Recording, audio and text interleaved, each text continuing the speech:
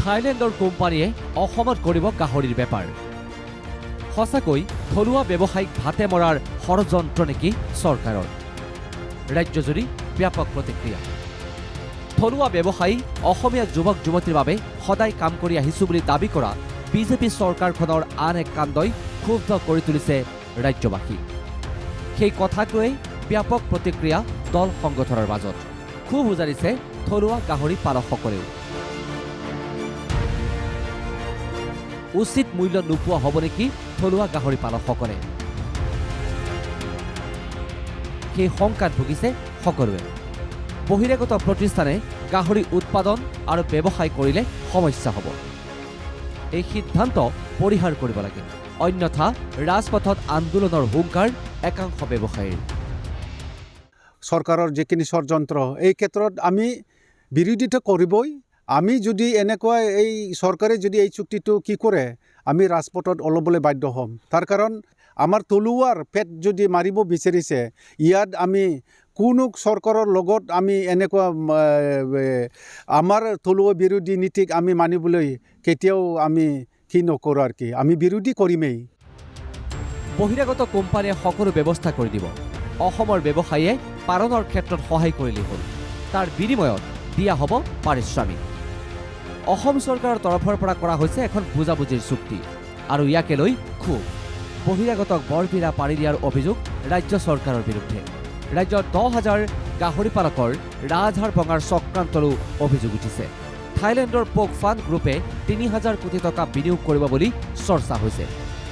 কোম্পানীটোৰ অধ্যক্ষ আদিৰেক শ্ৰীপদকে মন্ত্ৰী কৃষ্ণেন্দু পালক দাখিল কৰিছে প্ৰতিবেদনো।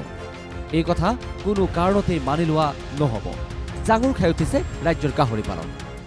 আমি বজাৰখন যদি তেখেতসকলৰ দখলত আমি তেখেতৰ আণ্ডাৰে তেখেতসকলে সিদ্ধান্ত কৰা দামত আমি গাহৰিটো এৰি দিব লাগে। কাৰণ তেখেতসকলে যদি 200 টকাত আমি 200 টকাত গাহৰিটো এৰি দিব লাগিব। কাৰণ সেই 200 টকাত এটা কষ্টিং নোলায় এটা গাহৰি 1 কেজি মাংসৰ দামত আপোনাৰ।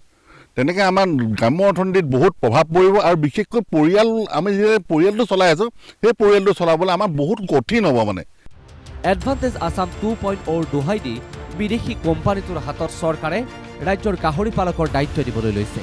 সেয়া হৈ উঠিলে অসমৰ থলুৱা গাহৰি পালকে এই ক্ষেত্ৰখনত তিষ্ঠি থাকিব নোৱাৰিব, আৰু তাকে লৈ শংকিত হৈ উঠিছে ৰাজ্যৰ লাখ লাখ গাহৰি পালক। অৱশ্যে ইয়াৰ বিপৰীতে ভাষ্য পশুপালন মন্ত্ৰী কৃষ্ণেন্দু পালৰ। থাইলেণ্ডৰ গাহৰি পালক সংস্থা অসমলৈ আহিলে একো ক্ষতি নহ'ব অসমৰ থলুৱা ব্যৱসায়ীৰ। বহিৰাষ্ট্ৰৰ কোম্পানী অসমলৈ আহিলে কৰ্মসংস্থানৰ সুযোগ বৃদ্ধি হ'ব অসমীয়া যুৱক যুৱতীৰ। মন্তব্য কৃষ্ণেন্দু পালৰ।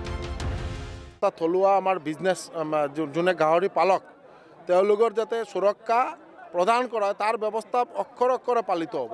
আমাৰ যাতে ইয়াত যাতে আমি নিজে উৎপাদন কৰিব পাৰোঁ, আৰু আমি ইয়াৰ পৰা উৎপাদন কৰি আমি যাতে বাহিৰত ষ্টেটটো এক্সপৰ্ট কৰিব পাৰোঁ, এই উদ্দেশ্যে মাননীয় মুখ্যমন্ত্ৰী মহোদয় বা আমি বা গোটেই ডিপাৰ্টমেণ্টৰ ৰাইজে কাৰ্যকৰ্তাই কাম কৰি আছে। অসমৰ ডেভেলপমেণ্ট হ'ব লাগে, কৰ্মসংস্থান আৰু বাঢ়িব লাগে।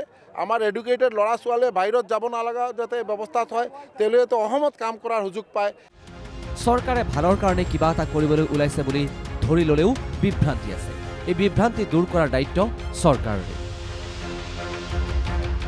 News desk, NKTV।